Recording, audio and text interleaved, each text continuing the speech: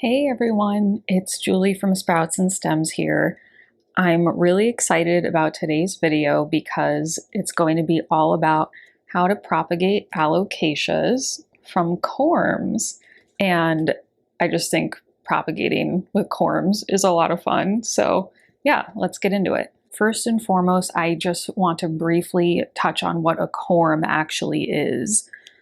A corm is basically a bulb. It's a modified stem that grows underground and it stores food for the plant.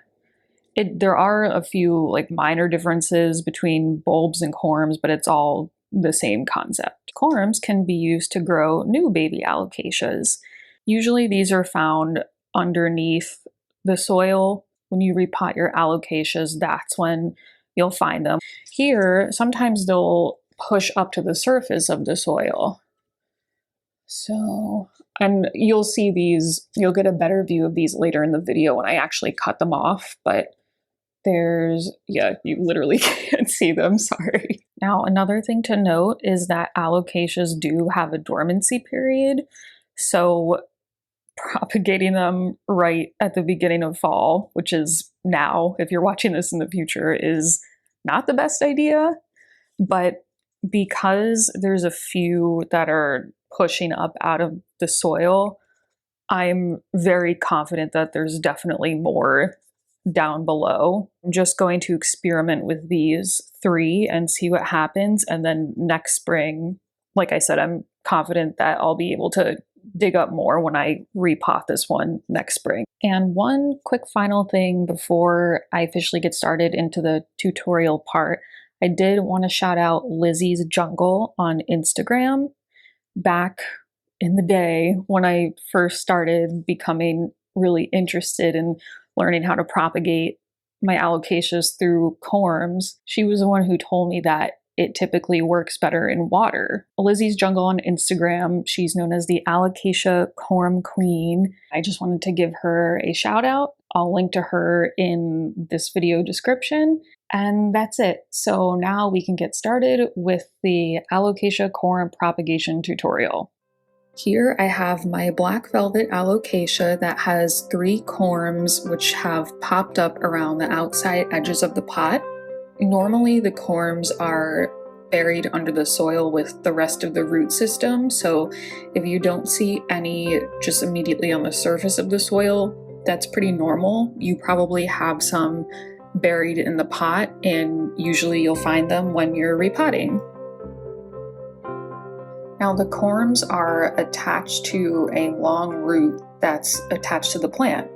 So this is a very easy process. All you need to do now is take a pair of clean scissors and snip off the corm right at its base. And you don't need to include any of the root. You can leave just the whole rest of the root on the plant. So you're just snipping off the corm right at its base.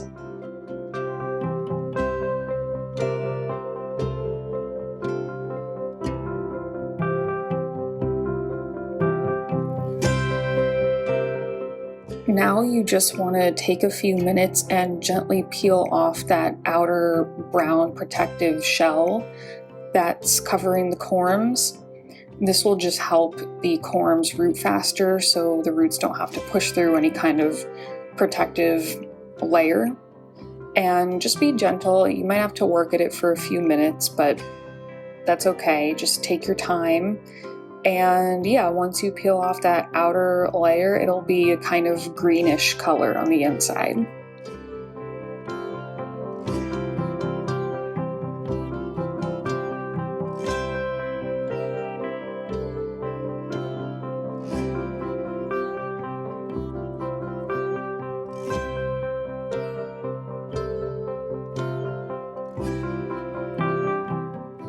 Make sure you're keeping track of what the top and the bottom parts are.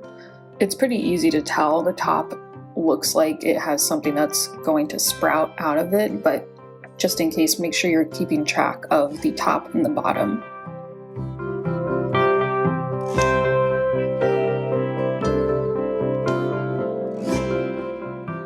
Now prepare a small container with a very, very small amount of water.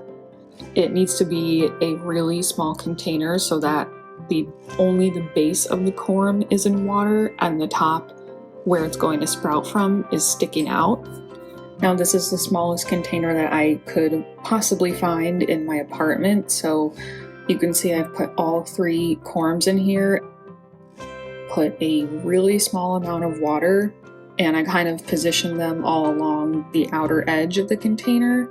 So they're standing upright and only the base is in the water where the roots are going to grow, and the part where they'll sprout from, or where the new stem will sprout from, is above the water. Now be sure to check that water level regularly. It's such a small amount of water that it may evaporate super fast. Also, there's a dog barking. I'm sorry if you can hear that.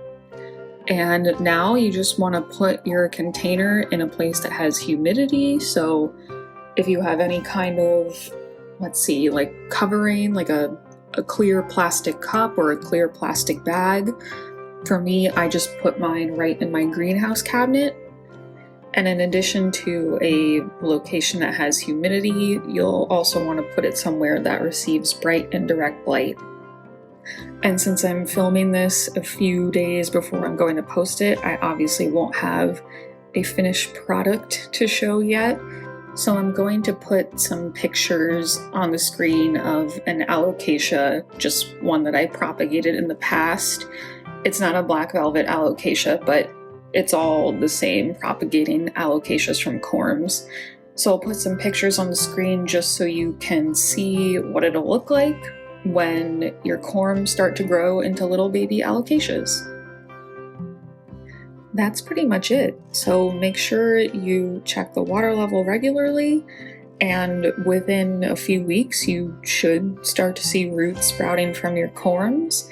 Now, I did mention at the beginning that fall, when I'm filming this video, is not the best time to propagate alocasias.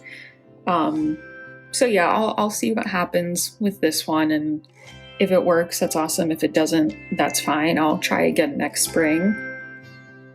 I hope you enjoy this propagating alocasias from corms tutorial. I definitely find it a lot of fun to do. It's just a lot different from snipping off a vine and sticking it in a glass of water, and yeah, it's just fun. So I wish you all luck with propagating your alocasias, and that's it for today. Thanks so much for watching and have a great day.